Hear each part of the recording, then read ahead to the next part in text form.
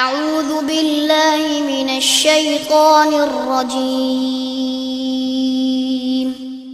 بسم الله الرحمن الرحيم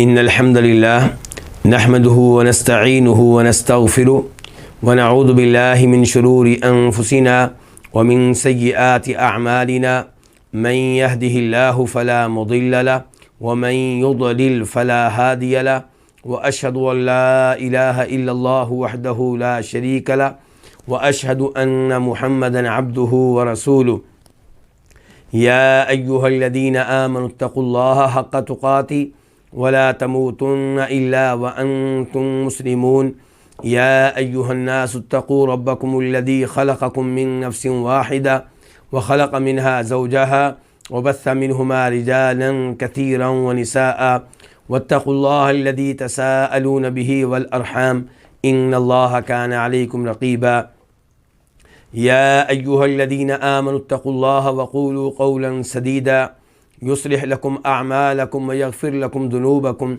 ومن يطع الله ورسوله فقد فاز فوزا عظيما أما بعد فإن خير الحديث كتاب الله وخير الهدي هدي محمد صلى الله عليه وسلم وشر الأمور محدثاتها وكل محدثة بدعة وكل بدعة ضلالة وكل ضلالة في النار.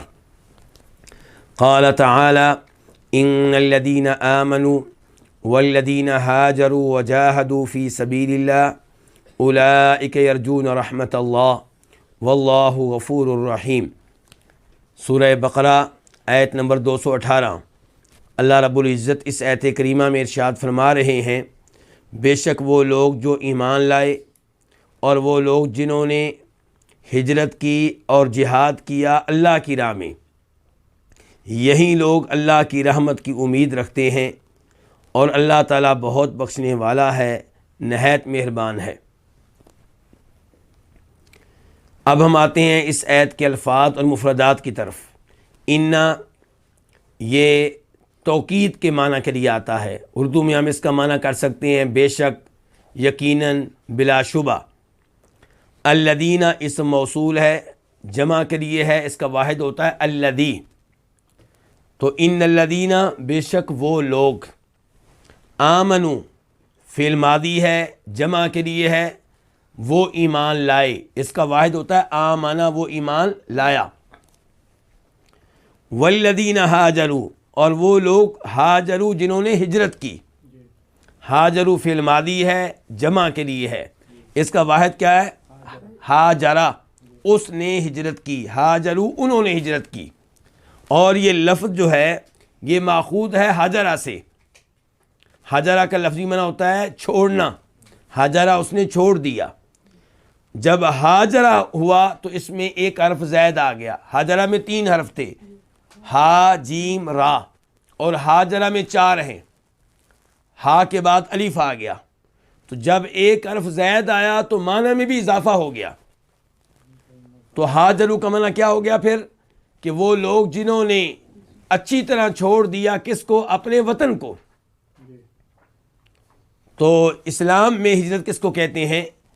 کہ اپنا وہ وطن، اپنا وہ علاقہ، اپنا وہ ملک جہاں پہ دین پہ عمل کرنا ممکن نہیں ہے، فرائض و واجبات پہ عمل کرنا ممکن نہیں ہے، کبیرہ گناہوں سے دور رہنا ممکن نہیں ہے، اس ملک کو چھوڑنا اور ایک ایسے ملک میں منتقل ہو جانا، ایک ایسے علاقے میں منتقل ہو جانا جہاں پہ آپ دین پہ عمل کر سکیں۔ وجاہدو، یہ بھی فعل ماضی ہے جمع کے لیے، جاہدو کا واحد کیا؟ جاہدہ، اس نے جہاد کیا، اور یہ لفظ بھی ماخوذ ہے جہادہ سے۔ جہادہ کا معنی کیا ہوتا ہے؟ جد و جہد کرنا، کوشش کرنا، محنت کرنا، اور جاہدہ جب اس میں ایک حرف زائد آ گیا اور وہ کیا ہے؟ الف، تو ایک حرف کے زائد آنے سے معنی میں بھی اضافہ ہوگا، اس کا مطلب ہو جائے گا انتہا درجے کی کوشش کرنا۔ اور انتہا درجے کی کوشش کیا ہوتی ہے؟ کہ اللہ کی راہ میں لڑنا، جان دینے کے لیے تیار ہو جانا۔ اس لیے عام طور پہ جہاد کا استعمال لڑائی پہ ہوتا ہے، اللہ کی راہ میں اللہ کے دشمنوں سے لڑنا، ورنہ انتہا درجے کی کوشش جو دین کے لیے ہو وہ جہاد ہے، چاہے وہ زبان کے ذریعے ہو، چاہے قلم کے ذریعے ہو، اور چاہے وہ ہتھیار کے ذریعے ہو، چاہے مال کے ذریعے ہو۔ فی سبیل اللہ، فی کا معنی ہوتا ہے میں، سبیل اللہ، سبیل کا معنی ہوتا ہے راستہ، اس کی جمع ہوتی ہے سبل، راستے۔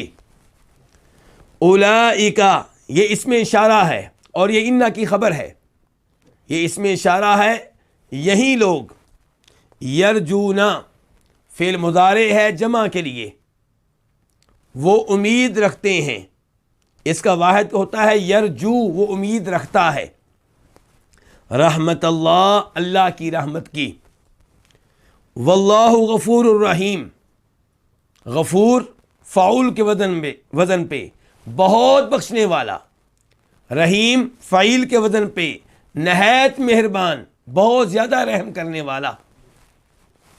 اب ہم آتے ہیں اس آیت کی تفسیر کی طرف۔ اللہ تعالیٰ یہاں پہ بیان کر رہے ہیں کہ بے شک وہ لوگ جو ایمان لائے اور جنہوں نے ہجرت کی اور جنہوں نے اللہ کی راہ میں جہاد کیا، یہی لوگ اللہ کی رحمت کی امید رکھتے ہیں۔ تو اللہ کی رحمت کی امید کون لوگ رکھتے ہیں؟ ایمان لانے والے، ہجرت کرنے والے اور جہاد کرنے والے۔ تو پہلے نمبر پہ یہاں سے پتہ چلا کہ ایمان کی کیا اہمیت ہے، ایمان کی کیا شان ہے، ایمان کا کیا مقام ہے۔ ایمان رکھنے والا ہی اللہ کی رحمت کا امیدوار ہو سکتا ہے۔ جو ایمان لائے بغیر اللہ سے اللہ کی رحمت کی امید رکھتا ہے تو یہ اس کی امید بغیر کسی وجہ کے ہے، بغیر کسی سبب کے ہے۔ ایسے آدمی کو اللہ کی رحمت کی امید نہیں رکھنی چاہیے۔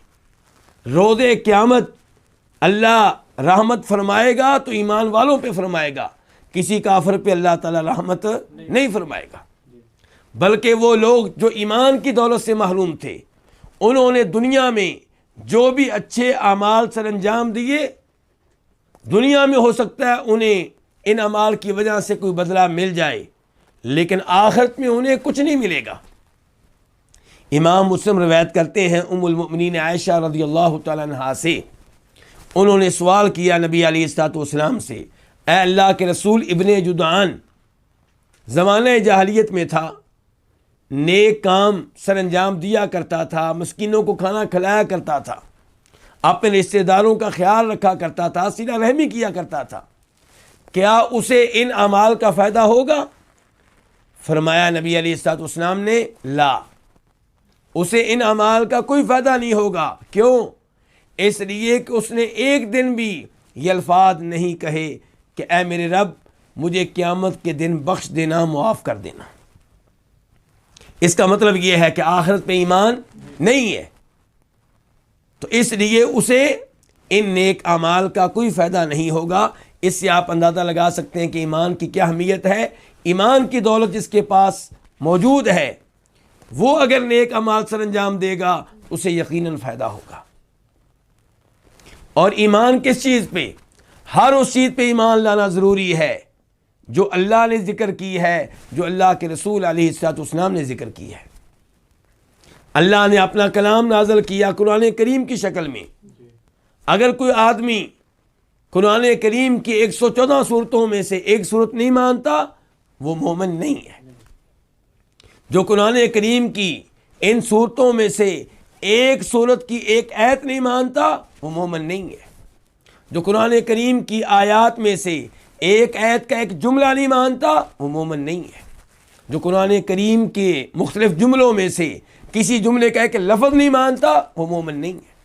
جو قرآن کریم کے سارے احکام مانتا ہے، صرف ایک حکم نہیں مانتا، قرآن کے سارے مسئلے مانتا ہے، صرف ایک مسئلہ نہیں مانتا، وہ مومن نہیں ہے، وہ غیر مسلم ہے، وہ کافر ہے۔ اللہ رب العزت کو ایسے شخص کے ایمان کی کوئی ضرورت نہیں ہے جو ان چیزوں کو مان لے جن کو اس کی عقل قبول کرتی ہے، جن کو اس کا دل قبول کرتا ہے، اور کوئی ایک چیز اس لیے نہ مانے کہ میری عقل نہیں مانتی، میرا دل نہیں مانتا، یہ اللہ تعالیٰ کے ہاں مومن نہیں ہے۔ مومن وہ ہے جو اللہ رب العزت کی بتائی ہوئی ہر بات کو آنکھیں بند کر کے مان لے، تحقیق کرے تو اس بات کی کہ اللہ نے یہ بات کہی ہے یا نہیں کہی۔ جب پتہ چل جائے کہ اللہ نے یہ بات کہی ہے، آنکھیں بند کر کے مان لے۔ وہ شخص مسلمان نہیں ہے جو قرآن کریم کی کسی بات کو تب مانتا ہے جب سائنسدان اس بات کی تصدیق کریں، جب سائنسی لیبارٹریاں اس بات کی تصدیق کریں۔ اس کا ایمان سائنسدانوں پہ ہے، سائنسی لیبارٹریوں پہ ہے، اللہ پہ ایمان نہیں ہے۔ ہاں، اس میں کوئی شک و شبہ نہیں کہ انسان کسی بات پہ ایمان لاتا ہے اللہ کی وجہ سے، بعد میں پتہ چلتا ہے کہ سائنسدان بھی اس کی تصدیق کرتے ہیں، سائنسی لیبارٹریاں بھی اس کی تصدیق کرتی ہیں، تو اس سے ایمان میں مزید اضافہ ہو جاتا ہے۔ یہ اچھی بات ہے، لیکن آپ کہیں کہ میں ایمان تب لاؤں گا جب سائنسدان اس کی تصدیق کریں گے، تو ایسا شخص مومن نہیں ہے۔ تو ایمان لانا ضروری ہے اللہ تعالیٰ کی ہر بات پہ اور نبی علیہ السلام کی بتائی ہوئی ہر بات پہ۔ جب بھی کوئی حدیث نبی علیہ السلام سے ثابت ہو جائے، اس پہ ایمان لانا ضروری ہے۔ اگر کوئی یہ کہے کہ میں نبی علیہ السلام کی تمام باتیں مانتا ہوں لیکن بخاری شریف کی یہ حدیث میں نہیں مانتا، ٹھیک ہے اللہ کے رسول نے یہ الفاظ کہے ہیں لیکن عقل کے خلاف ہیں، لیکن دنیاوی اصولوں کے خلاف ہیں، تو ایسا آدمی بھی مسلمان نہیں ہے، مومن نہیں ہے۔ تو ان الذین آمنوا، بے شک وہ لوگ جو ایمان لائے اللہ کی ہر بات پہ، اللہ کے رسول علیہ السلام کی ہر بات پہ، آخرت کے متعلق بتائے ہوئے ہر عقیدے پہ۔ ایک آدمی کہتا ہے کہ میں آخرت پہ ایمان لاتا ہوں لیکن قبر میں عذاب ہوتا ہے، یہ میں نہیں مانتا، مسلمان نہیں ہے۔ ایک آدمی کہتا ہے میں آخرت پہ ایمان لاتا ہوں لیکن میں نہیں مانتا کہ آخرت میں کوئی ایسا ترازو ہوگا جس میں ہمارے اعمال تولے جائیں گے، وہ مسلمان نہیں ہے۔ ایک آدمی کہتا ہے کہ میں آخرت پہ ایمان رکھتا ہوں لیکن میں یہ نہیں مانتا کہ جہنم کے اوپر ایک پل ہوگا جس سے ہر انسان کو گزرنا ہوگا، وہ انسان مسلمان نہیں ہے۔ ایک آدمی کہتا ہے میرا آخرت پہ ایمان ہے لیکن میں نہیں یہ مانتا کہ اتنا بڑا حوض ہوگا، جس نے اس سے ایک دفعہ پانی پی لیا دوبارہ پیاس نہیں لگے گی، یہ مبالغہ ہے، یہ فضول سی بات ہے، تو ایسا آدمی مسلمان نہیں ہے۔ ایک آدمی کہتا ہے میں آخرت پہ ایمان لاتا ہوں لیکن میرا اس بات پہ ایمان نہیں ہے کہ نبی علیہ السلام کبیرہ گناہوں کا ارتکاب کرنے والے مسلمانوں کی شفاعت کریں گے، تو ایسا آدمی مسلمان نہیں ہے۔ تو آخرت کے بارے میں ذکر کیے ہوئے ہر عقیدے پہ ایمان لانا ہوگا، تب آپ آخرت پہ ایمان لانے والے مانے جائیں گے۔ ایسے ہی تقدیر پہ ایمان لانا، اس بات پہ یقین رکھنا کہ دنیا میں جو کچھ ہو رہا ہے، جس انسان کے ساتھ ہو رہا ہے، یہ سارے کا سارا اللہ کو پہلے سے معلوم ہے، یہ سارے کا سارا اللہ نے پہلے سے لکھوا رکھا ہے، اور ممکن نہیں ہے دنیا میں کوئی ایسی بات ہو جو اللہ کے علم میں پہلے سے نہ ہو، ممکن نہیں ہے دنیا میں کوئی ایسا کام ہو جو اللہ نے پہلے سے تقدیر میں تحریر نہ کر رکھا ہو۔ اگر کوئی اس کے خلاف عقیدہ رکھتا ہے تو مسلمان نہیں ہے۔ کوئی کہے کہ میرا فرشتوں پہ ایمان ہے لیکن جبریل علیہ السلام پہ ایمان نہیں ہے، میکائیل علیہ السلام پہ ایمان نہیں ہے، اسرافیل پہ ایمان نہیں ہے، وہ مسلمان نہیں ہے۔ کوئی کہے کہ میں تمام نبیوں کو مانتا ہوں لیکن عیسیٰ علیہ السلام کو نہیں مانتا، وہ مسلمان نہیں ہے۔ کوئی کہے میں سب نبیوں کو مانتا ہوں لیکن محمد کو میں رسول نہیں مانتا صلی اللہ علیہ وسلم، تو ایسا انسان مسلمان نہیں ہے۔ تو اس لیے ایک ایک بات پہ ایمان لانا کیا ہے؟ ضروری ہے۔ تو ان الذین آمنوا، بے شک وہ لوگ جو ایمان لائے۔ عظمت ایسے نہیں مل جاتی۔ اولئک یرجون رحمت اللہ، یہ اللہ کی رحمت پہ امید لگانے کے حقدار ہیں۔ عظمت تب ملتی ہے جب آپ صحیح معنوں میں ایمان لے کر آئیں۔ تو ان الذین آمنوا والذین ہاجروا، اور وہ لوگ جنہوں نے ہجرت کی۔ ہجرت کرنا کوئی آسان عمل نہیں ہے۔ جب آپ دیکھیں کہ میرے ملک میں، میرے شہر میں، میرے علاقے میں توحید پہ عمل کرنا ممکن نہیں ہے، 5 وقت کی نمازیں پڑھنا ممکن نہیں ہے، رمضان کے روزے رکھنے پہ پابندی ہے، ان حالات میں اس علاقے سے ہجرت کر کے مسلمان علاقے میں منتقل ہونا واجب ہو جاتا ہے۔ جب اپنے علاقے میں دین پہ عمل کرنا ممکن نہ رہے تو پھر وہ علاقہ چھوڑ کر کسی ایسے علاقے میں منتقل ہونا واجب ہو جاتا ہے جہاں آپ دین پہ عمل کر سکیں۔ شرط یہ ہے کہ وہ علاقہ جو مسلمانوں کا علاقہ ہے آپ کو قبول کرنے کے لیے تیار ہو۔ مکہ سے مسلمانوں نے تب ہجرت کی تھی جب مدینہ والے انہیں قبول کرنے کے لیے تیار تھے، انہیں جگہ دینے کے لیے تیار تھے۔ تو ہجرت بہت عظیم قربانی ہے، اور جو انسان ہجرت نہ کرے ان کے بارے میں اللہ تعالیٰ کیا فرماتے ہیں قرآن حکیم میں؟ ان الذین توفاہم الملائکۃ ظالمی انفسہم قالوا فیم کنتم قالوا کنا مستضعفین فی الارض، کہ وہ لوگ جو فوت ہوتے ہیں تو فرشتے ان سے کہتے ہیں تم کس حال میں تھے؟ وہ کہتے ہیں کہ ہم کسی کافر ملک میں رہتے تھے، کافر علاقے میں رہتے تھے، کمزور تھے، اس لیے دین پہ صحیح معنوں میں عمل کرنا ممکن نہیں تھا۔ آگے سے جواب آتا ہے الم تکن ارض اللہ واسعۃ فتہاجروا فیہا، کیا اللہ کی زمین وسیع نہیں تھی، کشادہ نہیں تھی کہ تم اپنا علاقہ چھوڑ کے کسی ایسے علاقے میں منتقل ہو جاتے جہاں دین پہ عمل کرنا ممکن ہوتا؟ فَأُولَٰئِكَ مَأْوَاهُمْ جہنم، اللہ تعالیٰ فرماتے ہیں ایسے لوگوں کے لیے کیا ہے؟ جہنم ہے۔ جو کافر ملک میں رہے، مسلمان ملک میں منتقل ہونا ممکن ہو اور اپنے علاقے میں دین پہ عمل کرنا ممکن نہ ہو، پھر بھی ہجرت نہ کرے، تو ایسے افراد کے لیے فرمایا کیا ہے؟ جہنم ہے۔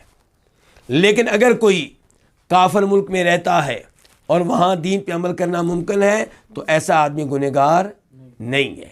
یا وہ کافر ملک میں رہتا ہے لیکن مسلمان ملک اس کو جگہ دینے کے لیے تیار نہیں ہے، نیشنلٹی دینے کے لیے تیار نہیں ہے، اور اس لیے وہ ہجرت نہیں کرتا، تو انشاءاللہ وہ بھی گنہگار نہیں ہوگا۔ یہاں پہ عبرت حاصل کرنی چاہیے ان لوگوں کو جو کسی مسلمان ملک میں رہتے ہیں لیکن دنیا کی خاطر مسلمان ملک چھوڑتے ہیں اور کافر ملک میں منتقل ہونا چاہتے ہیں۔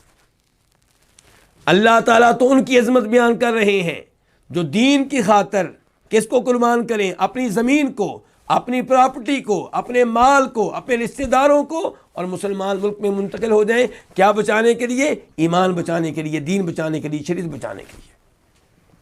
اور آج بہت سے لوگ مسلمان ملک سے منتقل ہوتے ہیں چند پاؤنڈ کمانے کے لیے، چند ڈالر کمانے کے لیے، چند پیسے کمانے کے لیے، اور قربان کس کو کر رہے ہیں؟ دین کو، ایمان کو۔ اور کافر ملک کی نیشنلٹی لینے کے لیے کیا لکھتے ہیں، کیا عذر پیش کرتے ہیں؟ جی ہم قادیانی ہیں، اس لیے ہمیں اپنے ملک میں خطرہ ہے، ہماری جان کو خطرہ ہے، اور دیگر کئی دینی امور کی قربانی دیتے ہیں اور کافر ملک میں منتقل ہو جاتے ہیں۔ تو ایسے لوگوں کو عبرت حاصل کرنی چاہیے اور اس حرکت سے باز آ جانا چاہیے۔ مسلمان ملک میں رہ رہے ہیں، وہاں پہ رہیں، اور جو رزق ملتا ہے اس پہ قناعت کریں، اس پہ گزارا کریں۔ صحابہ کرام کی طرف دیکھیں کہ انہوں نے کتنی قربانیاں دی ہیں، بیٹوں کو قربان کیا ہے دین کے لیے، مال کو قربان کیا ہے دین کے لیے، زمین کو، مکانات کو، پراپرٹی کو قربان کیا ہے۔ تیسرے نمبر پر فرمایا وجاہدوا فی سبیل اللہ، کہ جنہوں نے اللہ کی راہ میں جہاد کیا یہ اللہ کی رحمت کے امیدوار ہیں۔ جہاد بہت عظیم عمل ہے، اللہ کی راہ میں ان لوگوں سے لڑنا جو اللہ کے دین کی راہ میں رکاوٹ بن جائیں، یہ بہت عظیم عمل ہے۔ نبی علیہ الصلوۃ والسلام نے جہاد کیا، صحابہ کرام رضوان اللہ علیہم اجمعین نے جہاد کیا، تو جہاد کی عظمت میں کوئی شک و شبہ نہیں ہے۔ لیکن جہاد سے مراد شرعی جہاد ہے۔ جہاد کون کرے گا؟ حکمران کریں گے۔ تو جب حکمران جہاد کے لیے بلائیں تو ان کا ساتھ دینا چاہیے، ان کی قیادت میں لڑنا چاہیے۔ فی سبیل اللہ، ہجرت کی جائے گی اللہ کی راہ میں، جہاد کیا جائے گا اللہ کی راہ میں، یعنی کہ ہجرت کا مقصد دنیا نہ ہو، جہاد کا مقصد دنیا نہ ہو۔ مقصد یہ نہیں کہ لوگ میری بہادری کا تذکرہ کریں، لوگوں میں مجھے شہرت مل جائے، مجھے کوئی تمغہ مل جائے، کوئی اعزاز مل جائے، جہاد کا، ہجرت کا یہ مقصد نہیں ہونا چاہیے۔ تو جو ایمان لائیں اور وہ لوگ جو ہجرت کریں اور جہاد کریں اللہ کی راہ میں، اولئک یرجون رحمت اللہ، یہ لوگ ہیں جو اللہ کی رحمت کی امید رکھتے ہیں، یعنی کہ انہوں نے وہ اسباب اختیار کیے ہیں، وہ اعمال سر انجام دیے ہیں جن کی وجہ سے اللہ کی رحمت پہ امید لگانے کے وہ حقدار ہیں۔ اور جو ایمان لے کر نہ آئے یا ایمان لانے کے بعد کبیرہ گناہ مسلسل کرتا رہے اور 5 وقت کی نمازیں ادا نہ کرے، پھر بھی کہے کہ مجھے اللہ کی رحمت پہ امیدیں ہیں، تو یہ امید بغیر کسی وجہ کے ہے، بغیر کسی سبب کے ہے۔ اولئک یرجون رحمت اللہ، تو یہ لوگ ہیں جو اللہ کی رحمت کے امیدوار ہیں۔ یہاں پہ اللہ کی رحمت سے کیا مراد ہے؟ یہاں پہ اللہ کی رحمت کے 2 معنی ہو سکتے ہیں۔ نمبر 1، اللہ کی رحمت سے مراد اللہ کی صفت رحمت، یعنی کہ ان کو امید ہے کہ اللہ ہمارے اوپر مہربان ہوگا، اللہ مہربانی فرمائے گا، اور جس پہ اللہ مہربانی فرمائے گا وہی جنت میں داخل ہو سکے گا۔ ورنہ نبی علیہ الصلوۃ والسلام کی صحیح حدیث ہے جس میں آپ فرماتے ہیں کہ کوئی بھی آدمی اللہ کی رحمت کے بغیر جنت میں داخل نہیں ہو سکتا۔ صحابہ کرام عرض کرتے ہیں اللہ کے رسول، آپ بھی اللہ کی رحمت کے بغیر جنت میں داخل نہیں ہو سکتے؟ فرمایا میں بھی جنت میں تبھی داخل ہو سکوں گا جب اللہ مجھ پہ رحمت فرمائے گا، مہربانی فرمائے گا۔ اور یہاں پہ رحمت کا معنی یہ بھی ہو سکتا ہے کہ رحمت سے مراد اللہ تعالیٰ کی جنت ہے، اللہ تعالیٰ کے انعامات ہیں، کیونکہ صحیح حدیث ہے، بخاری وغیرہ کی حدیث ہے کہ اللہ رب العزت جنت کو مخاطب کر کے کہتے ہیں انتی رحمتی، تو میری رحمت ہے۔ اس حدیث میں رحمت کا استعمال کس کے اوپر ہوا ہے؟ جنت کے اوپر۔ تو میری رحمت ہے، ارحم بکی من اشاء، تیرے ذریعے میں جس پہ چاہوں گا رحمت کروں گا۔ تو اگر کوئی آدمی یہاں پہ رحمت سے مراد جنت لیتا ہے تو اس میں کوئی حرج نہیں ہے، لیکن آپ کو یہ ماننا ہوگا کہ اللہ کی صفات میں سے ایک صفت رحمت بھی ہے، اس پہ بھی آپ ایمان لائیں اور اس کی کوئی تعویل نہ کریں، کوئی تحریف نہ کریں۔ آپ مانیں کہ اللہ تعالیٰ اپنے بندوں پہ رحمت کرنے والے ہیں، اللہ کا نام رحمان ہے، اللہ کا نام رحیم ہے۔ تو پھر اگر آپ کہتے ہیں کہ رحمت سے مراد یہاں پہ جنت ہے، کوئی مسئلہ نہیں ہے۔ لیکن اگر کوئی کہے کہ یہاں پہ اللہ کی رحمت سے مراد اللہ کی جنت ہے اور اللہ تعالیٰ کسی بھی انسان پہ رحمت نہیں کرتے، یہ کہنا کہ اللہ رحمت کرتے ہیں یہ درست نہیں ہے، اس کی ہم تعویل کریں گے، تو ایسے آدمی کا عقیدہ درست نہیں ہے۔ واللہ غفور الرحیم، اور اللہ تعالیٰ بہت بخشنے والے ہیں، کن کو؟ ایمان لانے والوں کو۔ ایمان لانے کے بعد پھر آپ سے غلطی ہو جائے جس پہ آپ شرمندہ ہوں تو اللہ تعالیٰ بخشنے والے ہیں، بلکہ اگر کوئی کافر ہے وہ ایمان لاتا ہے تو اللہ تعالیٰ اس کے کفر کو بھی معاف کرنے والے ہیں۔ فرمایا ان اللہ یغفر الذنوب جمیعا، سورہ زمر، اللہ تعالیٰ فرماتے ہیں اللہ تعالیٰ سب گناہوں کو معاف کرنے والے ہیں۔ تو کسی کو اللہ رب العزت کی طرف سے مایوس نہیں کرنا چاہیے۔ اگر کوئی سدھر جائے، اپنی اصلاح کر لے، تو کفر و شرک جیسا گناہ بھی اللہ تعالیٰ معاف کرنے والے ہیں۔ رحیم، اللہ تعالیٰ رحم کرنے والے ہیں کن پہ؟ جو اللہ تعالیٰ کی رحمت کے اسباب کو اختیار کرے، ایمان لائے، ہجرت کرے، جہاد کرے، دیگر نیک اعمال سر انجام دے، کبیرہ گناہوں سے اللہ رب العزت ارشاد فرماتے ہیں آیت نمبر 219 میں، یسألونک عن الخمر والمیسر قل فیہما اثم کبیر ومنافع للناس واثمہما اکبر من نفعہما۔ وہ آپ سے سوال کرتے ہیں شراب کے بارے میں اور جوے کے بارے میں، قل آپ کہہ دیں ان دونوں میں بہت بڑا گناہ ہے اور لوگوں کے لیے کئی فائدے ہیں، اور ان کا گناہ ان کے فائدے سے کہیں زیادہ بڑھ کر ہے۔ یہ تھا اس آیت کا ایک حصہ اور اس کا ترجمہ۔ اب ہم آتے ہیں اس آیت کے اس حصے کے الفاظ اور مفردات کی طرف۔ یسألونک، یسألون فعل مضارع ہے، جمع کے لیے وہ سوال کرتے ہیں، اس کا واحد ہوتا ہے یسألو، وہ سوال کرتا ہے، کا آپ سے، عن الخمری شراب کے بارے میں، عن کا معنی کیا ہوگا؟ کے بارے میں، کے متعلق، خمر کا معنی کیا ہے؟ شراب، والمیسر اور جوا، قل آپ کہہ دیں، مخاطب کون ہے؟ نبی صلی اللہ علیہ وسلم، قل فعل امر ہے واحد کے لیے، قل آپ کہہ دیں، اسی سے فعل ماضی ہوتا ہے، قال اس نے کہا، فیہما ان دونوں میں، یہ دو لفظ ہیں فی اور ہما، فی کا معنی میں، ہما یہ دونوں، کون دونوں؟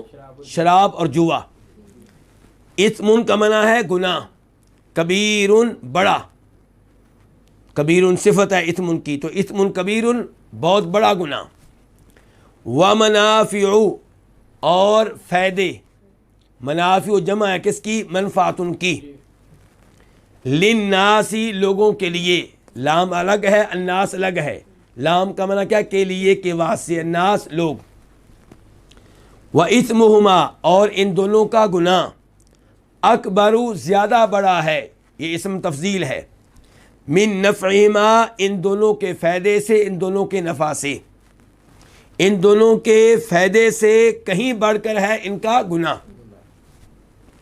اب ہم آتے ہیں اس آیت کے اس حصے کی تفسیر کی طرف۔ اللہ رب العزت بیان کر رہے ہیں کہ وہ آپ سے سوال کرتے ہیں، وہ کون؟ صحابہ کرام۔ اس سے پتہ چلا کہ صحابہ کرام علم کا کتنا شوق رکھتے تھے، اس سے پتہ چلا کہ صحابہ کرام نبی علیہ الصلوۃ والسلام سے دین کے احکام اور مسائل کے بارے میں معلومات لیتے رہتے تھے، اور اس سے پتہ چلا کہ مجھے اور آپ کو چاہیے کہ ہم بھی کسی قابل اعتماد عالم دین سے دین کے بارے میں سوالات کرتے رہا کریں، معلومات لیتے رہا کریں۔ یسألونک وہ سوال کرتے ہیں آپ سے، تو اس سے پتہ چلا کہ دین کے معاملے میں اتھارٹی، حجت اور سپریم لا کون ہے؟ نبی کریم صلی اللہ علیہ وسلم۔ آج بھی کسی مسئلے میں آپ کا فرمان آ جائے یا آپ پہ نازل کردہ قرآن کی کوئی آیت آ جائے اور ان دونوں کے مقابلے میں کسی اور عالم دین کا فتویٰ ہو، کسی اور امام صاحب کا قول ہو، تو نبی علیہ الصلوۃ والسلام کی بات کو سینے سے لگا لینا چاہیے اور عالم دین کے قول اور فتوے کو وہاں پہ چھوڑ دینا چاہیے۔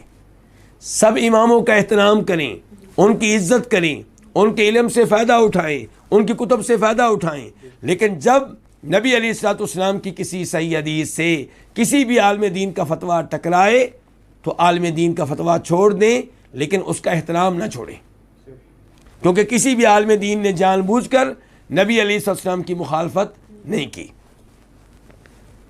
یسألونک وہ آپ سے سوال کرتے ہیں کس کے بارے میں؟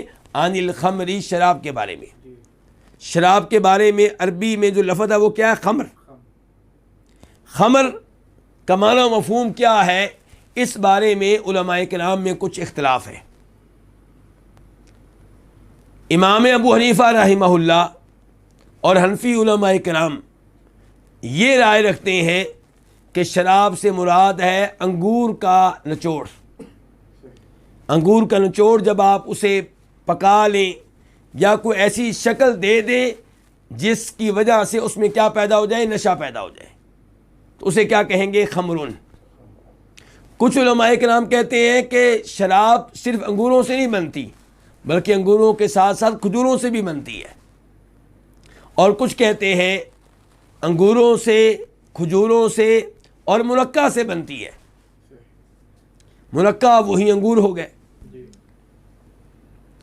لیکن صحیح بات یہ ہے کہ خمرن سے مراد ہر نشہ آور چیز ہے، چاہے وہ انگوروں سے بنے، چاہے کھجوروں سے بنے، چاہے وہ جو سے بنے، چاہے وہ گندم سے بنے، چاہے وہ شہد سے بنے، بلکہ کسی اور چیز سے بھی بنے تو اس کو آپ کیا کہیں گے؟ خمرن کہیں گے۔ اس اختلاف کی وجہ سے حکم میں، فتوے میں کیا تبدیلی آئے گی؟ آپ کی میں توجہ چاہوں گا۔ اگر ہم یہ مانتے ہیں کہ خمرن صرف اسی شراب کو کہتے ہیں جو انگوروں سے بنے، تو آپ کا فتویٰ یہ ہوگا کہ اگر کوئی آدمی انگور سے بنی ہوئی شراب پیتا ہے، تھوڑی پیے یا زیادہ، نشہ پیدا ہو یا نہ ہو، ہے نشہ آور چیز، لیکن آپ نے پی، آپ کو اس نے کوئی اثر نہیں ڈالا آپ پہ، بہرحال آپ نے انگوروں کی بنی ہوئی شراب پی ہے، تو اس وجہ سے آپ پہ حد قائم کی جائے گی، آپ کو کوڑے مارے جائیں گے، شرعی سزا آپ کو دی جائے گی۔ لیکن اگر آپ شراب پیتے ہیں وہ جو بنی ہے جو سے، اور وہ شراب آپ نے پی ہے تھوڑی سی مقدار میں، اور اس کی وجہ سے نشہ پیدا نہیں ہوا، چیز نشہ آور تھی لیکن آپ نے پی تو آپ پہ اس نے اثر نہیں ڈالا، اور پی بھی تھوڑی مقدار میں ہے، تو پھر آپ پہ حد قائم نہیں کی جائے گی۔ لیکن جمہور علماء کرام کا موقف یہ ہے، امام مالک کا، امام شافعی کا، امام احمد کا اور دیگر علماء کرام کا، کہ ہر وہ چیز شراب ہے، خمر ہے جو نشہ پیدا کرے۔ تو اس کا مطلب یہ ہوگا کہ جب آپ جو سے بنی ہوئی شراب پئیں گے، اور آپ نے 1 گھونٹ پی ہے، 2 گھونٹ پیے ہیں، 3 گھونٹ پیے ہیں، اور اس نے آپ کو نشے میں مبتلا نہیں کیا، لیکن جو آپ نے مشروب پیا ہے وہ ہے نشہ آور، چاہے آپ نے تھوڑی مقدار میں پیا ہے، آپ پہ حد قائم کی جائے گی، کیونکہ آپ نے خمر کا استعمال کیا ہے، اس شراب کا استعمال کیا جس کو شریعت خمر کہتی ہے، شراب کہتی ہے۔ اب ان 2 اقوال میں سے صحیح موقف کس کا ہے؟ جمہور کا۔ کیوں؟ احادیث اس پہ دلالت کرتی ہیں۔ مثال کے طور پہ امام مسلم روایت کرتے ہیں جناب عبداللہ بن عمر رضی اللہ تعالیٰ عنہما سے، وہ کہتے ہیں کہ جناب عمر فاروق نے خطبہ دیا، اور خطبے میں کہا کہ لوگوں، جب خمر کی حرمت نازل ہوئی، شراب کی حرمت نازل ہوئی، ان دنوں میں شراب بنتی تھی 5 چیزوں سے۔ وہ 5 چیزیں کیا ہیں؟ نمبر 1 کھجوروں سے، نمبر 2 انگوروں سے، نمبر 3 جو سے، نمبر 4 گندم سے، نمبر 5 شہد سے۔ اور فرمایا نبی علیہ الصلوۃ والسلام نے کہ شراب ہر وہ چیز ہے، الخمر ما خامر العقل، شراب ہر وہ چیز ہے جو عقل پہ پردہ ڈال دے، جو نشے میں مبتلا کر دے، وہ خمر ہے۔ جہاں تک تعلق ہے ان احادیث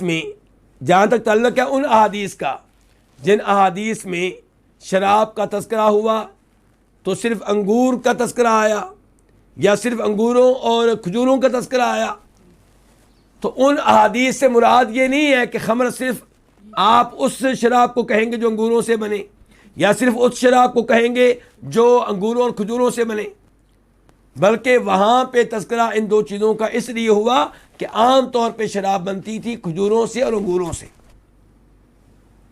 ورنہ شریعت کا اصول ہے، نبی علیہ السلام کی حدیث ہے کہ ہر وہ چیز جو نشہ آور ہے وہ حرام ہے، اور ہر وہ چیز جو نشہ آور ہے وہ شراب ہے۔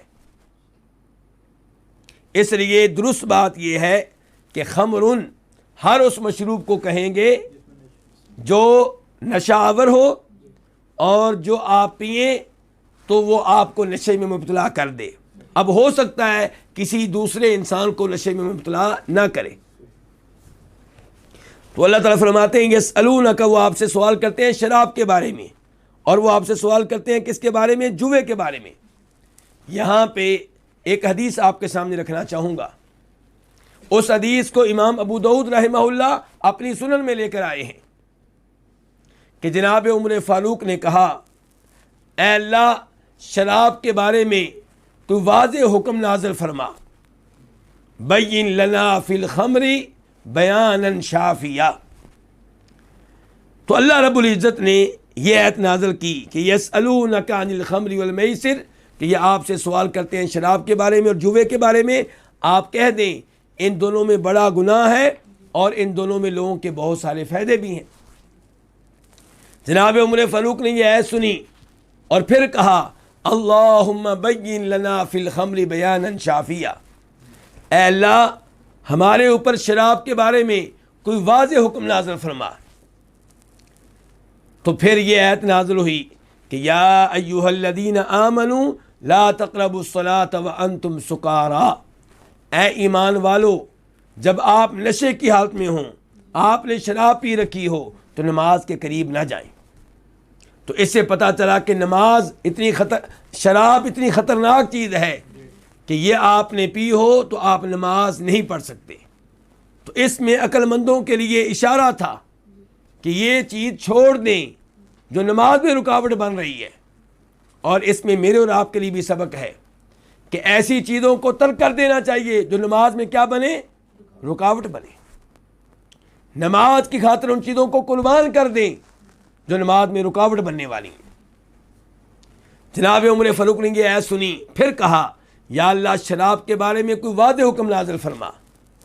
تو پھر اللہ رب العزت نے سورہ مائدہ کی وہ آیت نازل کی جس میں اللہ کہتے ہیں یا ایھا الذین آمنوا انما الخمر والمیسر والانصاب والازلام رجس من عمل الشیطان فاجتنبوہ لعلکم تفلحون، اے ایمان والو شراب اور جوا رجسن، یہ دونوں گندی چیزیں ہیں، من عمل الشیطان، شیطان کا یہ عمل ہے، فاجتنبوہ، اس لیے ان سے دور رہو، لعلکم تفلحون، تاکہ تم کامیاب ہو جاؤ۔ اور وہاں پہ اللہ تعالیٰ آخر میں جا کے کہتے ہیں فَهَلْ أَنْتُمْ مُنْتَهُونَ، کیا تم اب ان دونوں چیزوں سے بعد آنے والے ہو، ان کو ترک کر دینے والے ہو؟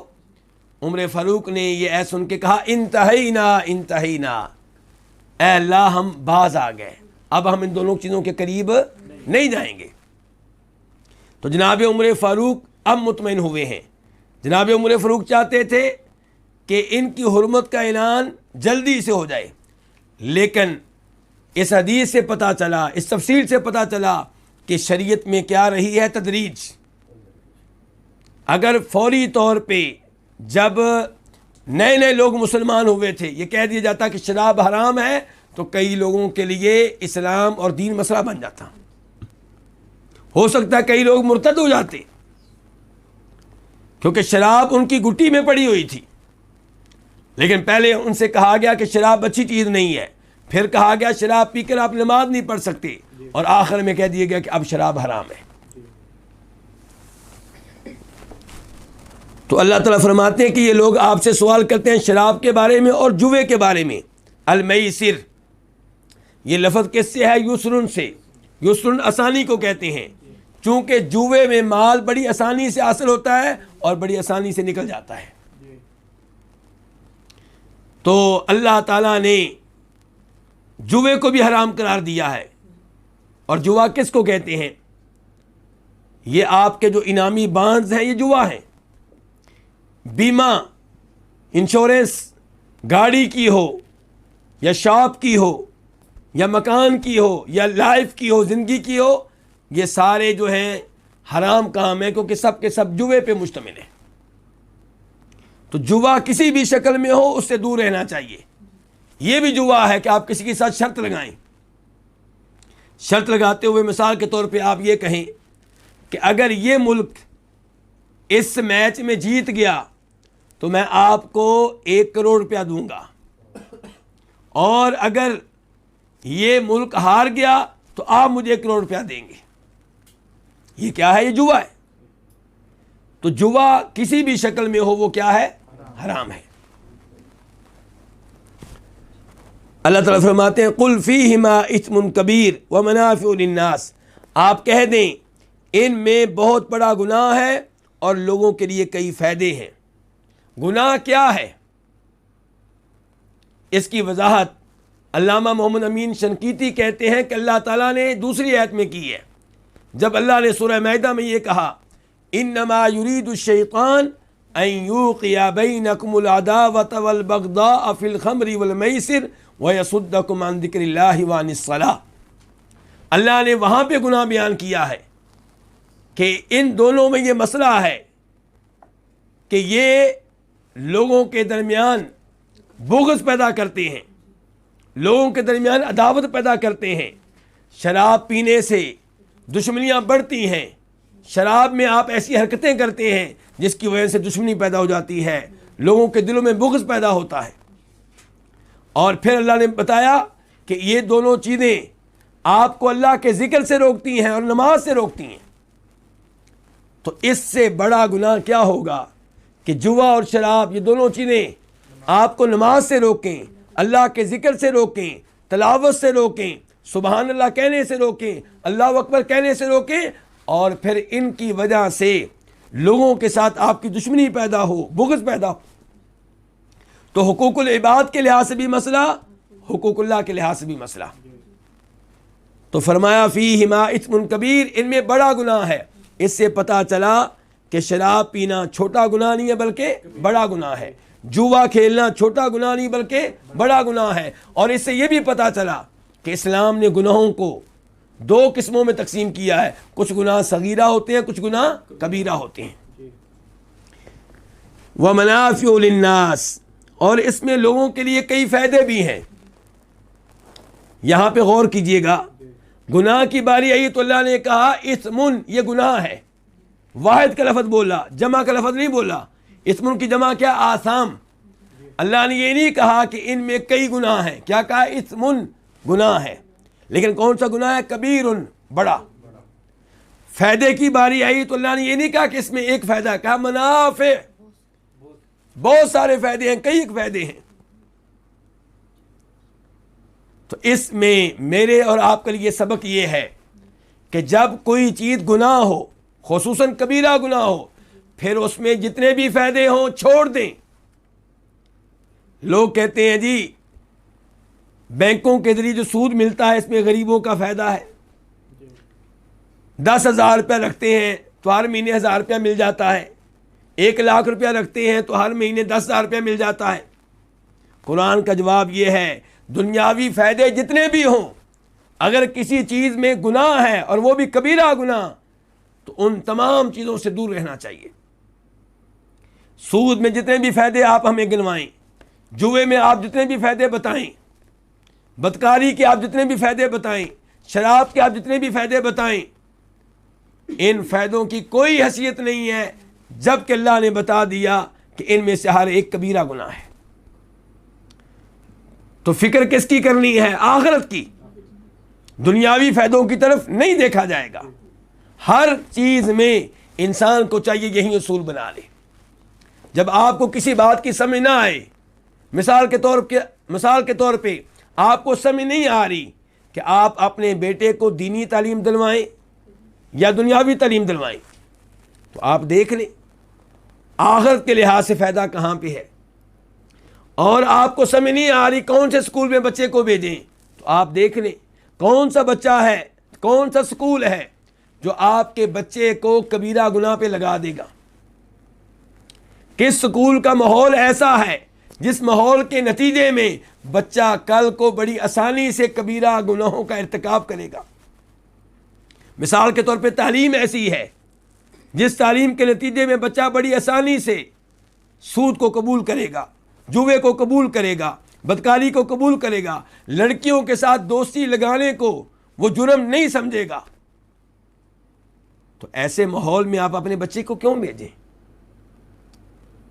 چاہے دنیاوی لحاظ سے وہ نقصان اٹھائے۔ پہلی بات یہ ہے کہ اللہ رب العزت کی خاطر جب آپ کسی کبیرہ گناہ کو چھوڑیں گے یا ایسے ماحول کو چھوڑیں گے جس ماحول میں کبیرہ گناہوں کے ارتکاب کا خطرہ ہو، اللہ تعالیٰ آپ کو دنیا بھی دے گا، آخرت بھی دے گا۔ اگرچہ شروع میں آزمائشیں آئیں گی، جیسے صحابہ کرام پہ آزمائشیں آئیں، شروع میں قربانیاں دینا پڑیں، آخرت میں اللہ نے دنیا بھی دی اور اللہ نے دین بھی دیا، آخرت بھی دی۔ وَإِثْمُهُمَا أَكْبَرُ مِن نَفْعِهِمَا، فرمایا ان کا گناہ ان کے فائدے سے کہیں بڑھ کر ہے۔ کیوں؟ فائدہ جو ہے وہ دنیا کا ہے۔ قُلْ مَتَاعُ الدُّنْيَا قَلِيلٌ، دنیا کے فوائد جتنے بھی ہوں آخرت کے مقابلے میں کوئی حیثیت نہیں رکھتے، اور یہ دنیاوی فوائد زائل ہو جانے والے ہیں، ختم ہو جانے والے ہیں، اور آخرت ہمیشہ کی زندگی ہے۔ اس کے بعد اللہ تعالیٰ فرماتے ہیں اس آیت کے دوسرے حصے میں وَيَسْأَلُونَكَ مَاذَا يُنْفِقُونَ قُلِ الْعَفْوَ كَذَلِكَ يُبَيِّنُ اللَّهُ لَكُمُ الْآيَاتِ لَعَلَّكُمْ تَتَفَكَّرُونَ۔ اور یہ آپ سے سوال کرتے ہیں کہ وہ کیا چیز خرچ کریں، قل آپ کہہ دیں العفو، بہترین چیز خرچ کریں۔ دوسرا معنی ہو سکتا ہے وہ چیز خرچ کریں جو آپ کی حاجت سے زائد ہو، آپ کی ضرورت سے زائد ہو۔ کذالک، اسی طرح، یبین اللہ لکم الآیات، اللہ تعالیٰ تمہارے لیے اپنی آیتیں کھول کھول کر بیان کرتا ہے، لعلکم تتفکرون، تاکہ تم غور و فکر کرو، فی الدنیا والآخرہ، دنیا کے بارے میں اور آخرت کے بارے میں۔ اب ہم آتے ہیں اس آیت کے اس دوسرے حصے کے الفاظ اور مفردات کی طرف۔ وَيَسْأَلُونَكَ، واو کا معنی کیا؟ اور یسألونک، اس بارے میں گفتگو پہلے ہو چکی ہے۔ ماذا، ما کا معنی کیا ہے؟ یہ استفہام کے لیے ہے، کیا؟ ذا بمعنی الذی، الذی کے معنی میں ہے کیا چیز ہے جو، ينفقون وہ خرچ کریں، ينفقون فعل مضارع ہے جمع کے لیے، اس کا واحد ہوتا ہے ينفقو، وہ خرچ کرتا ہے، ينفقون وہ خرچ کریں۔ قل آپ کہہ دیں، قل کے بارے میں گفتگو پہلے ہو چکی ہے۔ العفو، اس کے دو معنی ہو سکتے ہیں۔ پہلا معنی کیا؟ عمدہ چیز، بہترین چیز، اور دوسرا معنی کیا؟ وہ چیز جو آپ کی ضرورت سے اور حاجت سے زائد ہو۔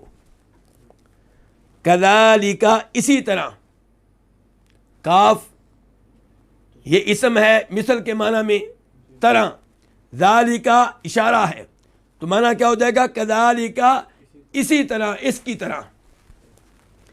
یبین فعل مضارع ہے واحد کے لیے، کھول کھول کر بیان کرتا ہے، واضح طور پہ بیان کرتا ہے۔ یبین اللہ لکم، لکم دو لفظ ہے، لام الگ ہے، کم الگ ہے۔ لام کا معنی کیا؟ کے لیے، کے واسطے، کم تمہارے۔ الآیات آیتیں، جمع ہے کس کی؟ آیتن کی، آیتن ایک آیت، الآیات کئی آیتیں۔ تو اللہ تعالیٰ تمہارے لیے اپنی آیتیں کھول کھول کر بیان کرتا ہے۔ لعلکم، یہ بھی دو لفظ ہے، لعل اور کم۔ لعل کا معنی کیا ہوتا ہے؟ لعل یہاں پہ تعلیل کے لیے ہے، تاکہ، کم تم، تتفکرون فعل مضارع ہے جمع کے لیے، تم غور و فکر کرتے ہو۔ واحد کیا ہوگا؟ تتفکرو، تو غور و فکر کرتا ہے۔ اس کے بعد آیت نمبر 220 کے 3 الفاظ بھی ہم نے پڑھ لیے ہیں، کیونکہ ان کا تعلق آیت نمبر 219 کے ساتھ ہے۔ تو فی الدنیا والآخرہ، دنیا میں اور آخرت میں۔ اب ہم آتے ہیں اس آیت کے اس دوسرے حصے کی تفسیر کی طرف۔ پہلے حصے میں بھی یہ تھا کہ وہ آپ سے سوال کرتے ہیں، دوسرے حصے میں بھی یہ ہے کہ وہ آپ سے سوال کرتے ہیں۔ کون؟ صحابہ کرام۔ کس سے؟ نبی علیہ السلام سے۔ کیا سوال کرتے ہیں؟ کہ وہ کیا خرچ کریں، کون سی چیز خرچ کریں۔ یہاں پہ پہلا سوال یہ ہوگا کہ آیت کے پہلے حصے اور دوسرے حصے میں کیا مناسبت ہے۔ پہلے حصے میں یہ تھا کہ وہ آپ سے سوال کرتے ہیں شراب کے بارے میں اور جوے کے بارے میں، اور شراب اور جوا یہ دو ایسی چیزیں ہیں جن کے ساتھ دیگر نقصانات کے ساتھ ساتھ ایک نقصان یہ ہوتا ہے کہ مال ضائع ہو جاتا ہے۔ شراب کے ذریعے بھی مال ضائع ہوتا ہے، جوے کے ذریعے بھی مال ضائع ہوتا ہے۔ تو دوسرے حصے میں پوچھا جا رہا ہے کہ کیا خرچ کریں، یعنی کہ مال خرچ کرنے کے بارے میں سوال ہے۔ پہلے میں مال کے بارے میں کہ مال ضائع ہوتا ہے تو کیا کریں، شراب پینی چاہیے یا نہیں پینی چاہیے، جوا کھیلنا چاہیے کہ نہیں کھیلنا چاہیے، تو اس میں کیا ہوتا ہے؟ مال ضائع ہوتا ہے۔ دوسرے میں سوال یہ کہ مال کہاں خرچ کریں۔ تو فرمایا وَيَسْأَلُونَكَ مَاذَا يُنْفِقُونَ، وہ آپ سے سوال کرتے ہیں وہ کیا چیز ہے جس کو وہ خرچ کریں۔ اس سے پتہ چلا کہ صحابہ کرام اللہ رب العزت کی راہ میں خرچ کرنے کا کتنا شوق رکھتے تھے، کہ اس کے بارے میں سوال کرتے ہیں، اس کے بارے میں پوچھتے ہیں۔ تو جواب کیا آیا؟ قُلِ الْعَفْوَ، کہ آپ کہہ دیں کہ العفو تم خرچ کرو، العفو منصوب ہے، اس سے پہلے ایک فعل مقدر ہوگا، انفقوا العفو، تم خرچ کرو کیا؟ العفو، بہترین مال۔ جب ہم اس کی یہ تفسیر کریں گے کہ تم خرچ کرو بہترین مال، تو پھر یہ الفاظ اللہ رب العزت کے اس فرمان کی طرح ہوں گے جو سورہ آل عمران میں آئے ہیں کہ لن تنالوا البر حتی تنفقوا مما تحبون، کہ تم نیکی کے اعلیٰ درجے کو، نیکی کے کامل درجے کو اس وقت تک نہیں پا سکو گے جب تک کہ تم اللہ کی راہ میں اس مال میں سے خرچ نہیں کرو گے جو مال تمہیں بہت پیارا لگتا ہو، جو تمہیں بہت محبوب ہو، یعنی کہ بہت عمدہ مال۔ تو اللہ تعالیٰ کہہ رہے ہیں قل العفو، آپ کون سا خرچ کریں مال؟ جو بہترین ہو، جو بہت عمدہ ہو، جو تمہیں بہت اچھا لگتا ہو۔ دوسرا معنی کیا ہے کہ آپ کیا خرچ کریں؟ وہ مال جو آپ کی حاجت سے، ضرورت سے زیادہ ہو۔ اور یہ وہ تفسیر ہے جو امام طبری نے عبداللہ ابن عباس رضی اللہ عنہما سے نقل کی ہے، اور یہ تفسیر بھی ٹھیک ہے کہ پہلے آپ اپنی حاجت کی طرف دیکھیں، اپنی ضرورت کی طرف دیکھیں، اپنی بیگم اور بچوں کی ضرورت کی طرف دیکھیں۔ ایسا نہ ہو کہ آپ مال خرچ کر دیں اللہ کی راہ میں اور بعد میں لوگوں سے مانگتے پھریں، لوگوں سے سوال کرتے پھریں۔ اگر آپ میں توکل ہے ابو بکر صدیق جیسا رضی اللہ تعالی عنہ، تو پھر آپ کو اجازت ہے کہ آپ گھر کا سارا مال اللہ کی راہ میں دے دیں، کیونکہ ابو بکر گھر کا سارا مال دینے کے باوجود اللہ پہ توکل رکھیں گے، اللہ پہ بھروسہ رکھیں گے۔ ایسا نہیں ہوگا کہ لوگوں سے مانگتے پھریں گے، ایسا نہیں ہوگا کہ اللہ کی راہ میں مال دینے کے بعد ایمان میں کوئی فرق ڈال لیں گے۔ اللہ پہ ایمان پہلے کی طرح رہے گا، بلکہ پہلے سے بھی زیادہ مضبوط ہوگا۔ لیکن اگر کوئی ایسا آدمی ہے جس نے لوگوں کو دینے کے بعد دوسرے لوگوں سے مانگنا ہے، سوال کرنا ہے، تو اس سے کہا جا رہا ہے قل العفو، آپ اللہ کی راہ میں وہ مال دیں جو آپ کی حاجت و ضرورت سے زائد ہو۔ كذلك يبين الله لكم الآيات لعلكم تتفكرون في الدنيا والآخرة، اسی کی طرح جیسے ان کے اللہ نے یہاں پہ کھول کے بیان کر دیا ہے شراب کے بارے میں اور جوے کے بارے میں کہ ان میں نقصانات ہیں، ان میں گناہ ہے، اور کھول کے بیان کر دیا ہے کہ اللہ کی راہ میں کیا خرچ کرنا ہے، ایسے ہی اللہ تعالیٰ تمہارے لیے اپنی آیتیں کھول کے بیان کرتا ہے۔ اس سے پتہ چلا کہ اللہ کی ساری آیتیں کیا ہیں؟ واضح ہیں، پورا قرآن کریم واضح ہے۔ افسوس سے کہنا پڑتا ہے کہ کئی لوگ دوسرے لوگوں کو قرآن کا ترجمہ پڑھنے سے روکتے ہیں، تفسیر پڑھنے سے روکتے ہیں کہ تم گمراہ ہو جاؤ گے۔ اللہ تعالیٰ کہتا ہے کہ میری کتاب واضح ہے، گمراہی کے لیے نہیں ہے، ہدایت کے لیے ہے۔ تو اللہ تعالیٰ اسی طرح تمہارے لیے اپنی آیتیں کھول کر بیان کرتا ہے۔ اب آپ کہیں گے کئی آیتیں ایسی ہیں جن میں کوئی نہ کوئی اشکال ہوتا ہے، بلکہ آپ کہیں گے کہ اللہ تعالیٰ نے خود قرآن میں کہا ہے سورہ آل عمران میں کہ قرآن کریم کی کچھ آیتیں محکم ہیں، کچھ کیا ہیں؟ متشابہ ہیں۔ تو میرے بھائیوں، اس بارے میں صحیح موقف وہ ہے جو امام ابن تیمیہ رحمہ اللہ نے اختیار کیا ہے، امام ابن القیم رحمہ اللہ نے اختیار کیا ہے کہ قرآن پورے کا پورا محکم ہے، قرآن پورے کا پورا واضح ہے۔ جہاں کہیں پہ اشکال ہوتا ہے، جہاں پہ ایسی آیتیں ہیں جن کو آپ متشابہ قرار دیتے ہیں، تو وہ متشابہ آپ کے لحاظ سے ہیں، چند لوگوں کے لحاظ سے ہیں، اللہ تعالیٰ کے لحاظ سے واضح ہیں۔ اس لیے کسی آیت میں آپ کو اشکال ہوگا، کسی اور کو اشکال نہیں ہوگا، اور کسی آیت میں اس کو اشکال ہوگا، آپ کو اشکال نہیں ہوگا۔ تو اس لیے قرآن کریم پورے کا پورا کیا ہے؟ محکم ہے، اور جو چند آیتیں متشابہ ہیں وہ چند لوگوں کے لحاظ سے ہیں۔ بلکہ یہاں پہ ایک حدیث ذکر کر دینا مناسب ہوگا جسے امام بخاری وغیرہ روایت کرتے ہیں، جس میں فرماتے ہیں نبی علیہ الصلوۃ والسلام الحلال بین والحرام بین، حلال چیزیں بالکل واضح ہیں، حرام چیزیں بالکل واضح ہیں، وبینہما امور مشتبہات لا یعلمہن کثیر من الناس، اور ان کے درمیان میں کچھ ایسے امور ہیں جو متشابہ ہیں، جنہیں بہت سے لوگ نہیں جانتے. اللہ کے رسول نے یہ نہیں کہا کہ جنہیں کوئی نہیں جانتا. صلی اللہ علیہ وسلم کیا کہا ہے؟ کچھ امور متشابہ ہیں جنہیں بہت سے لوگ نہیں جانتے. اس کا مطلب یہ ہے کہ کچھ لوگ جانتے ہیں. تو خلاصہ کلام یہ کہ اللہ کا قرآن واضح ہے، اللہ کا قرآن ہدایت ہے. فرمایا اسی طرح اللہ تمہارے لیے اپنی آیتیں کھول کھول کے بیان کرتا ہے، لعلکم تتفکرون، تاکہ تم غور و فکر کرو. لام لعل تعلیل کے لیے ہے. اس سے پتہ چلا کہ اللہ تعالیٰ جو بھی کام کرتے ہیں اس میں کوئی نہ کوئی حکمت ہوتی ہے. بسا اوقات اللہ حکمت بتا دیتے ہیں، بسا اوقات نہیں بتاتے.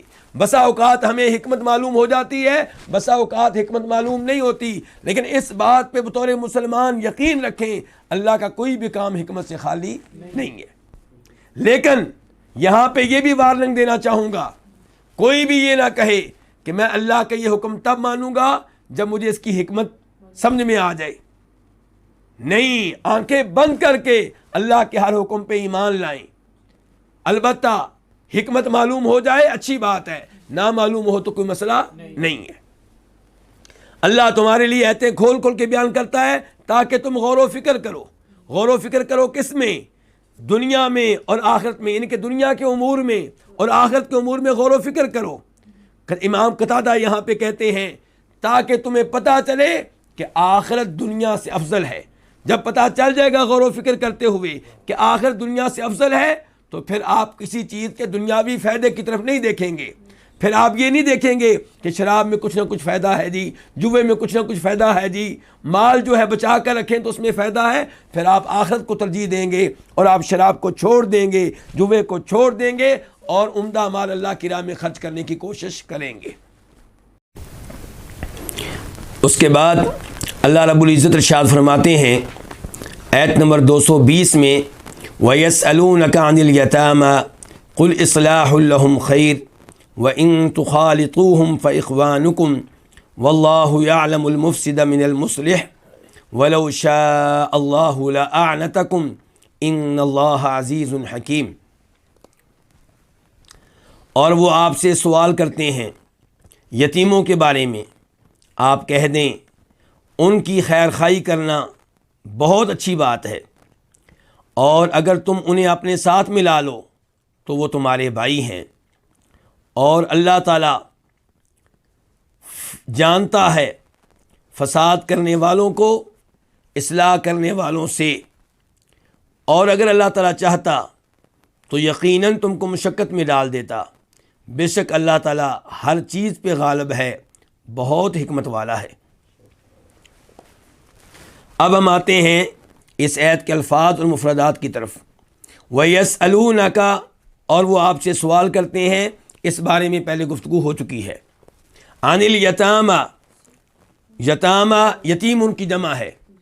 یتیم اس بچے کو کہتے ہیں جس کا باپ فوت ہو چکا ہے جب کہ وہ بچہ ابھی بالغ نہیں ہوا.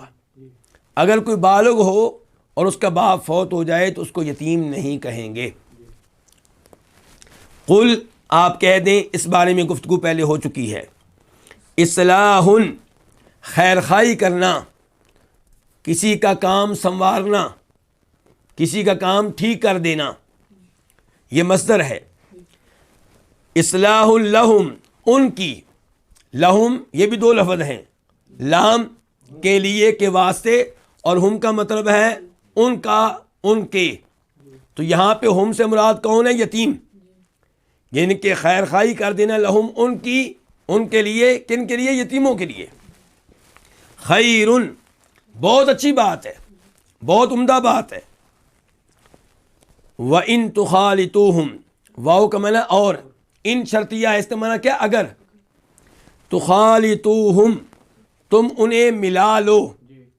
تُخَالِطُوهُمْ دو لفظ ہیں. تُخَالِطُو اصل میں تھا تُخَالِطُونَ، فعل مضارع جمع کے لیے تم ملا لیتے ہو، خلط ملط کر لیتے ہو. اس کا واحد کیا ہوگا؟ تخالطو، تو ملا لیتا ہے، خلط ملط کر لیتا ہے. لیکن نون گر گیا ہے ان کی وجہ سے، تو معنی کیا ہے؟ تخالطوہم، تم ان کو ملا لو. کن کو؟ یتیموں کو. ہم ضمیر جو ہے یتیموں کی طرف جا رہی ہے. فَإِخْوَانُكُمْ تو وہ تمہارے بھائی ہیں. یہ 3 لفظ ہیں. فا جو ہے یہ جواب، یہ ان کے جواب میں ہے. تو اگر تم ان کو ملا لو تو، اور اخوان یہ جمع ہے کس کی؟ اخن کی. اخن بھائی، کم تمہارے، اور یہ اخوانکم خبر ہے، یہاں پہ مبتدا مقدر ہوگا. فہم اخوانکم تو وہ تمہارے بھائی ہیں. واللہ اور اللہ تعالیٰ یعلم جانتا ہے، فعل مضارع ہے واحد کے لیے، جانتا ہے، علم رکھتا ہے. کس کے بارے میں؟ المفسدہ فساد کرنے والے کے بارے میں. المفسد اسم فاعل ہے افسدہ سے، فساد کرنے والا، کسی چیز کو بگاڑنے والا.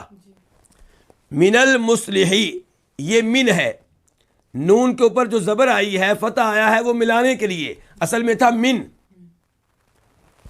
المصلح کا معنی کیا ہے؟ اصلاح کرنے والا، ٹھیک کرنے والا، درست کرنے والا، سنوارنے والا.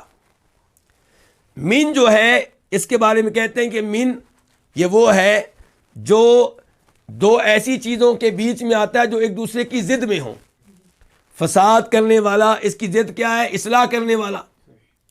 کسی کام کو بگاڑنے والا، اس کی ضد کیا؟ کسی کام کو سنوارنے والا. تو ان کے بیچ میں کیا آیا ہے؟ من آیا ہے. اور کچھ علماء کرام کا موقف یہ ہے کہ یہ من جو ہے یہ بتا رہا ہے کہ یعلم جو ہے یہ یتمیزو کا معنی بھی اپنے اندر لیے ہوئے ہے. یعلم یہ معنی بھی دے رہا ہے کہ اللہ علم رکھتا ہے، اور یہ معنی بھی دے رہا ہے کہ اللہ علم رکھتا ہے اور فرق کرتا ہے. اللہ تعالیٰ شناخت رکھتا ہے. اللہ تعالیٰ جانتے ہیں کہ فساد کرنے والا کون ہے، اصلاح کرنے والا کون ہے. ولو شاء المصلح اصلاح کرنے والا، یہ بھی اسم فاعل ہے. ولو واو کا معنی اور، لو کا معنی کیا؟ اگر. شاء چاہتا، اللہ اللہ تعالیٰ، شاء فعل ماضی ہے واحد کے لیے. لآنتکم یہ 3 لفظ ہیں، لام، آنتا اور کم. لام تاکید کے لیے ہے، جس کا معنی آپ بے شک کر سکتے ہیں، یقیناً کر سکتے ہیں، بلا شبہ کر سکتے ہیں. آنتا فعل ماضی ہے واحد کے لیے، مشقت میں ڈالتا. کم تمہیں. ان اللہ ان بھی تاکید کے لیے ہے، بے شک، یقیناً، بلا شبہ. عزیز فعیل کے وزن پہ، غالب، بہت غالب، ہر ایک پہ غالب. حکیم فعیل کے وزن پہ حکمت والا، نہایت حکمت والا، بہت حکمت والا. اب ہم آتے ہیں اس آیت کی تفسیر کی طرف. وَيَسْأَلُونَكَ یہ تیسرا سوال ہے جو آج کے درس میں ذکر ہوا ہے. تو آپ اندازہ لگائیں کہ صحابہ کرام بار بار آپ سے سوال کرتے ہیں، بار بار مسئلے پوچھتے ہیں. تو اگر علم بڑھانے کے لیے سوال کیا جائے، جس سے آپ سوال کر رہے ہیں اس کو زج کرنا مقصود نہ ہو، اگر سوال کرنے کا مقصد عمل کرنا ہو تو بہت اچھی بات ہے. تو وَيَسْأَلُونَكَ اور وہ آپ سے سوال کرتے ہیں یتیموں کے بارے میں. سب سے پہلے یہاں پہ ان الفاظ کا شان نزول ذکر کرنا چاہوں گا. سبب نزول، ان الفاظ کے نازل ہونے کی مناسبت امام ابو داؤد رحمہ اللہ روایت کرتے ہیں. کس سے؟ جناب عبداللہ ابن عباس رضی اللہ تعالیٰ عنہما سے. وہ کہتے ہیں کہ جب اللہ تعالیٰ نے سورہ انعام کی اس آیت کو نازل فرمایا، وَلَا تَقْرَبُوا مَالَ الْيَتِيمِ إِلَّا بِالَّتِي هِيَ أَحْسَنُ یتیم کے مال کے قریب نہ جاؤ مگر اس طریقے سے جو اچھا طریقہ ہو. اور اللہ نے یہ بھی کہا سورہ نساء میں، ان الذین یأکلون اموال الیتامی ظلما انما یأکلون فی بطونہم نارا، کہ بے شک وہ لوگ جو یتیموں کا مال ناجائز طریقے سے کھاتے ہیں، ظالمانہ طریقے سے کھاتے ہیں، وہ اپنے پیٹ میں آگ بھر رہے ہیں. جب یہ 2 آیتیں نازل ہوئیں تو وہ لوگ جو یتیموں کے سرپرست تھے، جو یتیموں کے مال کا خیال رکھنے والے تھے، وہ ڈر گئے، محتاط ہو گئے. انہوں نے یتیموں کا مال اپنے مال سے الگ کر دیا، ان کا کھانا اپنے کھانے سے الگ کر دیا. اس سے کیا ہوا؟ یتیم کے لیے کھانا الگ تیار ہوتا، باقی گھر والوں کے لیے الگ کھانا تیار ہوتا. تو یتیم ظاہر ہے بچہ ہے، جتنا کھانا اس کے لیے تیار ہوا ہے سارے کا سارا ایک وقت میں نہیں کھا سکتا، باقی اس کا کھانا محفوظ رکھا جائے گا تو کیا ہو جائے گا؟ خراب ہو جائے گا۔ دوبارہ اگر وہ کھائے گا بھی تھوڑا سا کھائے گا، بالآخر کھانے کا ایک حصہ خراب ہوگا۔ تو صحابہ کرام پہ یہ معاملہ بہت ہی گراں گزرا، پریشان ہیں۔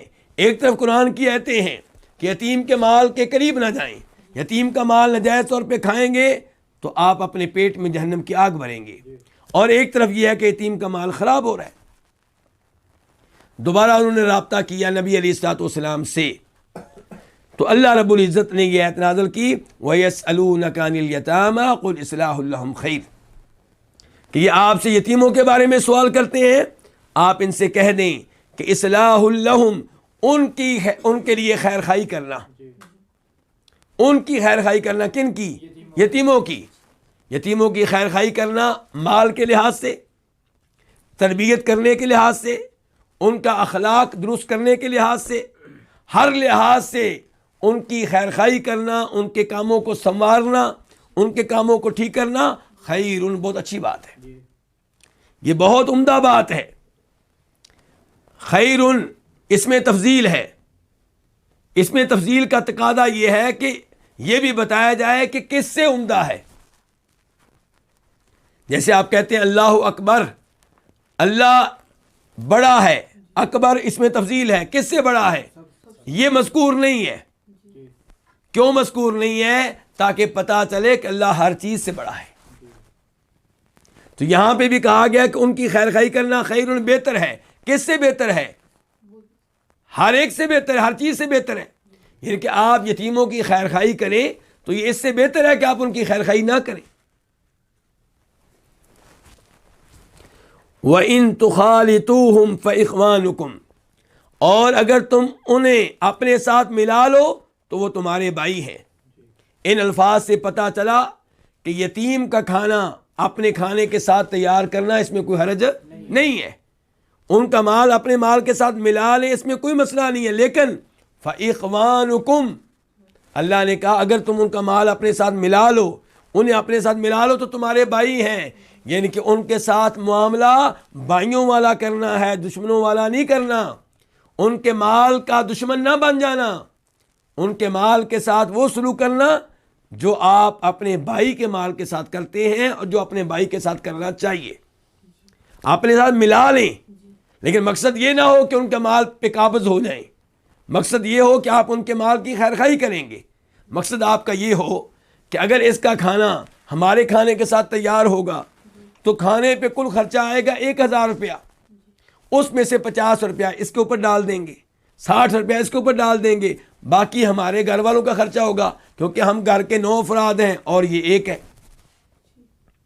اور اگر آپ کا مقصد یہ ہو کہ سارے کا سارا کھانا اس کے اوپر ڈالیں گے اور مل کے کھائیں گے، تو اس کا مطلب یہ ہے کہ آپ یتیم کے ساتھ بھائیوں والا معاملہ نہیں کر رہے، دشمنوں والا معاملہ کر رہے ہیں۔ یعنی کہ 1000 روپے کا کھانا تیار ہوا، سارے کا سارا آپ نے اس کے اوپر ڈال دیا۔ تو فرمایا وَإِن تُخَالِطُوهُمْ فَإِخْوَانُكُمْ، اور اگر تم انہیں اپنے ساتھ ملا لو کھانے پینے میں تو وہ تمہارے بھائی ہیں۔ وَاللَّهُ يَعْلَمُ الْمُفْسِدَ مِنَ الْمُصْلِحِ، اور اللہ تعالی جانتے ہیں فساد کرنے والے کو اصلاح کرنے والے سے، ان کے اس کے مقابلے میں کون ہے فساد کرنے والا اور کون ہے اصلاح کرنے والا؟ اللہ تعالیٰ اچھی طرح علم رکھتے ہیں، اللہ تعالیٰ دونوں کی شناخت رکھتے ہیں۔ یہ اللہ کی طرف سے وارننگ ہے، یہ اللہ تعالیٰ کی طرف سے تنبیہ ہے کہ اگر آپ یتیم کے مال کے ساتھ گڑبڑ کریں گے تو اللہ دیکھ رہا ہے، اللہ رب العزت کی آپ نگاہ میں ہیں، اللہ کے علم سے آپ باہر نہیں ہیں، اللہ سے چھپے ہوئے نہیں ہیں۔ وَلَوْ شَاءَ اللَّهُ لَأَعْنَتَكُمْ، اور اگر اللہ تعالیٰ چاہتا تو تم کو مشقت میں ڈال دیتا، یعنی کہ اگر اللہ تعالیٰ چاہتا تو یہ حکم دیتا کہ یتیم کا مال بالکل الگ رہے گا، تمہارا مال بالکل الگ رہے گا، اس کا کھانا بالکل الگ تیار ہوگا، تمہارا کھانا بالکل الگ تیار ہوگا، تو پھر تم مشقت میں پڑ جاتے۔ لیکن اللہ نے تمہیں مشقت میں نہیں ڈالا، بلکہ اللہ تم پہ مہربان ہیں، اللہ نے مہربانی کی ہے. اللہ نے تو یہاں تک کہہ دیا سورہ نساء میں وَمَنْ كَانَ غَنِيًّا فَلْيَسْتَعْفِفْ وَمَنْ كَانَ فَقِيرًا فَلْيَأْكُلْ بِالْمَعْرُوفِ کہ آپ یتیم کے سرپرست ہیں. اگر آپ مالدار ہیں یتیم کے مال سے بالکل دور رہیں, اس کے مال کے قریب نہ جائیں. اور اگر آپ فقیر ہیں تو آپ پھر معروف طریقے سے یتیم کے مال میں سے کچھ مال لے سکتے ہیں. کیوں لے سکتے ہیں؟ کیونکہ آپ نے یتیم کے مال کو وقت دیا ہے, آپ نے اس کے باغ کی نگرانی کی ہے, آپ نے وہاں پہ محنت کی ہے, تو آپ اپنی محنت کے مطابق یتیم کے مال میں سے کچھ نہ کچھ حصہ لے سکتے ہیں. تو یہ اللہ تعالیٰ کی مہربانی ہے. اور اس سے پتہ چلا کہ دین اسلام لوگوں کو مشقت میں ڈالنے کے لیے نہیں آیا, بلکہ دین اسلام لوگوں کا خیر خواہ ہے, اس لیے یتیموں کے مال کو بچا رہا ہے. وَلَوْ شَاءَ اللَّهُ لَآنَتَكُمْ اگر اللہ تعالیٰ چاہتا تو یقیناً تم کو مشقت میں ڈال دیتا. ان اللہ عزیز حکیم یقیناً اللہ تعالیٰ بہت غالب ہیں, ہر ایک پہ غالب ہیں. یعنی کہ اللہ رب العزت جو چاہے وہ ہو کر رہتا ہے. اللہ کا کہا ہوا نافذ ہو کر رہتا ہے. اللہ نے ہمیں نیکی کا حکم دیا, برائی سے روکا. یہاں پہ چونکہ اللہ نے انسان کو ارادہ دیا ہے, انسان کو اختیار دیا ہے, کہہ دیا ہے کہ اما شاکر و اما کفورا, نیکی کی راہ اختیار کرنی ہے نیکی کی راہ اختیار کر لو, برائی کی راہ اختیار کرنی ہے برائی کی راہ اختیار کر لو. اس لیے ہم گناہ کر پاتے ہیں, اس لیے ہم نیکی سے کئی دفعہ پیچھے رہتے ہیں. لیکن اگر اللہ تعالیٰ کوئی ایسا آرڈر دیں جس میں اختیار نہ ہو تو اللہ کا یہ آرڈر نافذ ہو کر رہتا ہے. مثال کے طور پہ ہمارے اوپر بیماریاں آتی ہیں, کیا ہم چاہتے ہیں ہم پہ بیماریاں آئیں؟ ہم نہیں چاہتے. یہاں پہ انسان کا کوئی ارادہ نہیں ہے, کوئی اختیار نہیں ہے. اور جہاں پہ اللہ نے انسان کو ارادہ اختیار نہیں دیا وہاں پہ حساب کتاب بھی نہیں ہے. اللہ یہ نہیں پوچھیں گے تمہیں بیماری کیوں لگی تھی. ہاں اگر آپ بیماری پہ صبر نہیں کریں گے تو اس کے بارے میں سوال ہوگا, اور صبر کرنا نہ کرنا یہاں پہ انسان کو ارادہ دیا گیا, اختیار دیا گیا ہے. تو فرمایا ان اللہ عزیز, بے شک اللہ تعالیٰ سب پہ غالب ہیں, حکیم نہایت حکمت والے ہیں. اللہ کا کوئی بھی کام حکمت سے خالی نہیں ہے. اللہ رب العزت سے دعا ہے کہ اللہ تعالیٰ ہمیں قرآن حکیم کی تفسیر صحیح معنوں میں جاننے کی توفیق دے, اور اللہ تعالیٰ ہمیں قرآن حکیم پہ عمل پیرا ہونے کی توفیق دے.